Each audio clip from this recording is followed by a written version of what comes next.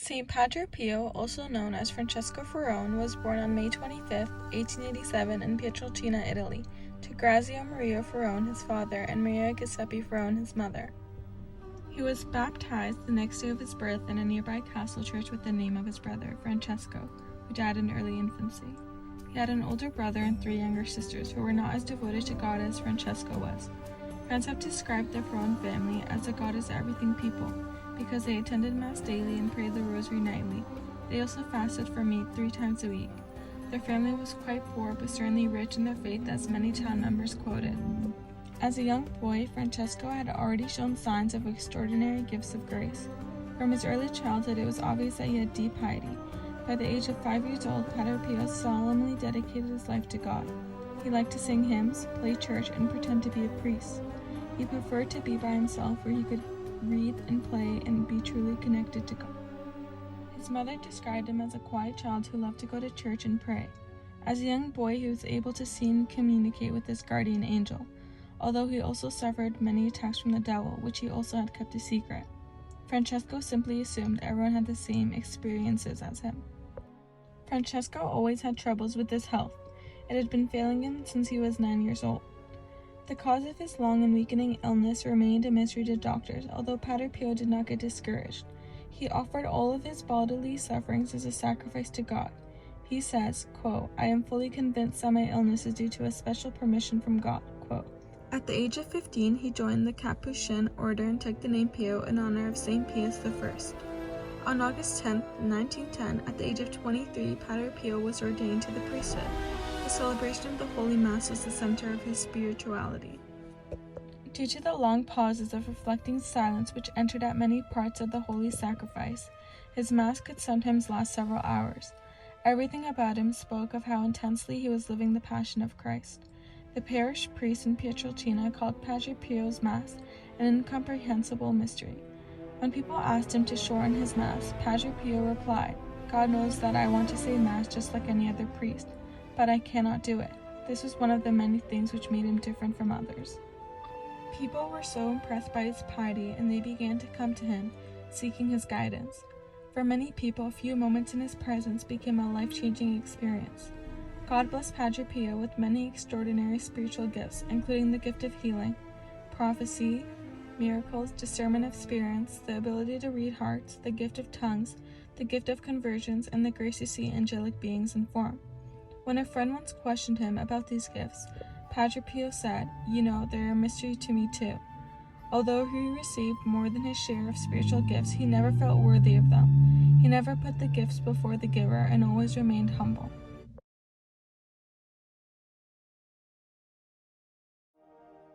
My name is Father Mike Schmitz, and this is Ascension Presents. You know, I was thinking this week here in Minnesota, we've been celebrating a bunch of saints' days. Last week, the week before, this week, when it comes to Saint Therese, when it comes to Padre Pio, when it comes to like all the angels and stuff. You know, last month in August, we celebrated Saint John Vianney. When I think of like some of those two of those guys, Padre Pio and Saint John Vianney, I just think of like their remarkable lives. And Padre Pio is just an example. You know, Saint Pio, I think they call him now Saint Pius of Pietrelcina.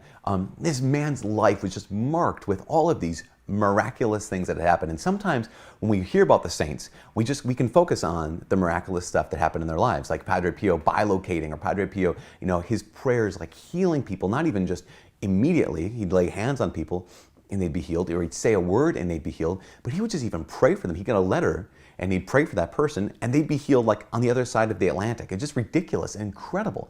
Not only that, but Padre Pio, you know, had these mystical experiences with our crucified Lord Jesus. I mean, just where he had the spiritual and physical stigmata, the wounds of Christ in his very body. And sometimes we can look at this and we can think, that's incredible, but that's not my life. Like I can never do that. Well, yes, probably not, because it's all grace, right? It's all gift. But like, that's not in my life. So what does that mean for me? Does it mean that I can't be a saint? Does it mean that I'm not as great? I'd point this out, especially when it came to someone like Padre Pio. Padre Pio was not great because of those miracles, and he wasn't great necessarily because of the stigmata.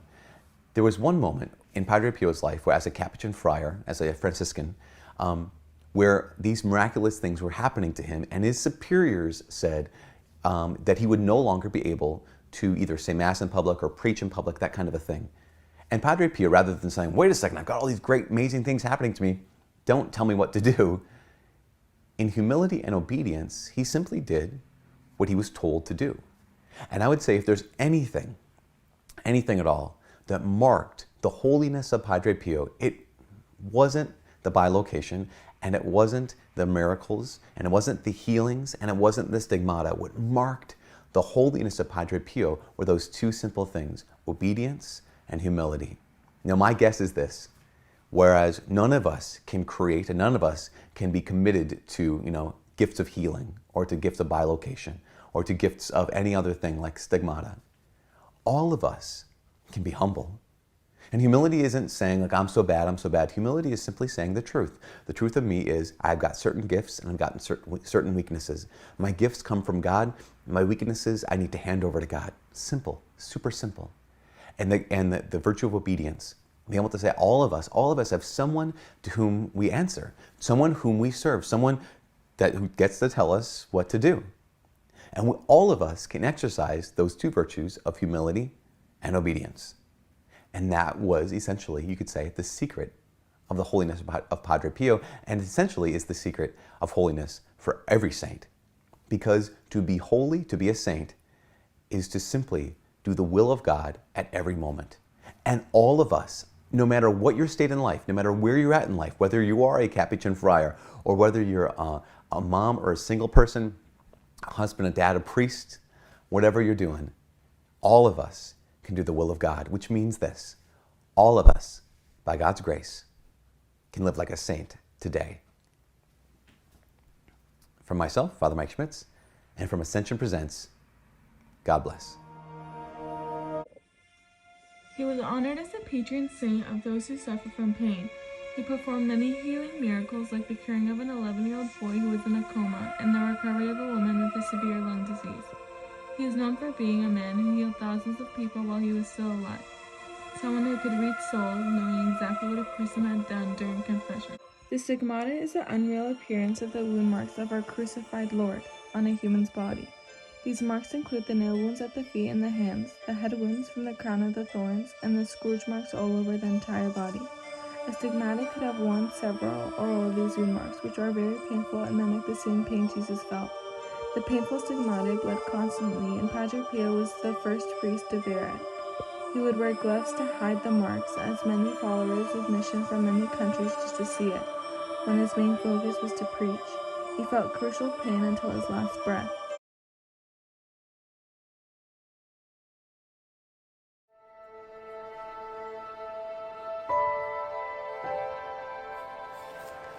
Good afternoon. We're in the convent of Our Lady of Graces. This is actually the exact spot where St. Padre Pio spent the last 50 years of his life when he came to San Giovanni Rotondo. Now, as you can see behind me, there's a lot of preparations.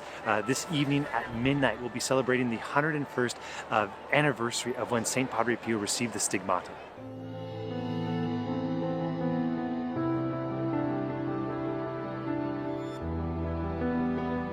So what I want to ask all of you first is, what do you think of when you think of the stigmata? When someone receives the stigmata, the visible wounds of the Passion of our Lord. He describes the evening where he received them, where a mysterious being who was bleeding from his hands and feet came to him. He was filled with fear. Then all of a sudden he was overcome by this feeling of sleep. An enormous pain came and crushed his soul. He said it was too painful to hold. He asked to die. He asked God to relieve him of this pain. And then this swelling of blood came to his feet and his hands. This wound, this suffering caused him enormous suffering, both moral and physical, but it also caused him a lot of problems, in the real todays, because of conspiracy of people being, well, who is this mystic who is in the south of Italy, who so many people are coming to hear, to see, to be closer to God because they feel that they have some type of connection. Now that connection is not gone. This evening there will be 35,000 pilgrims from around the world who are coming here to celebrate and honor this great saint.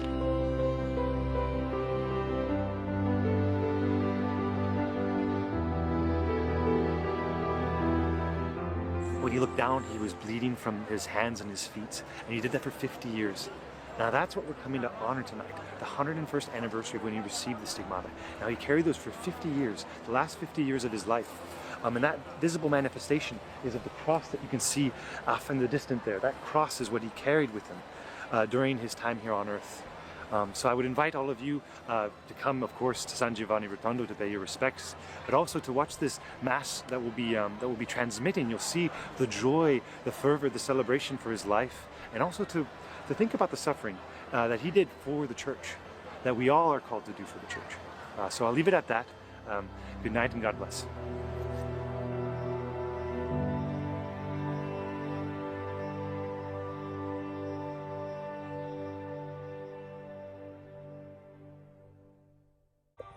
Padre Pio died of an apparent heart attack at the Friary of Our Lady of Grace in the Italian village of San Giovanni Rotondo on the morning of September 23, 1968, and was canonized on June 16, 2002, St. Peter's Square, Vatican City, by Pope John Paul II.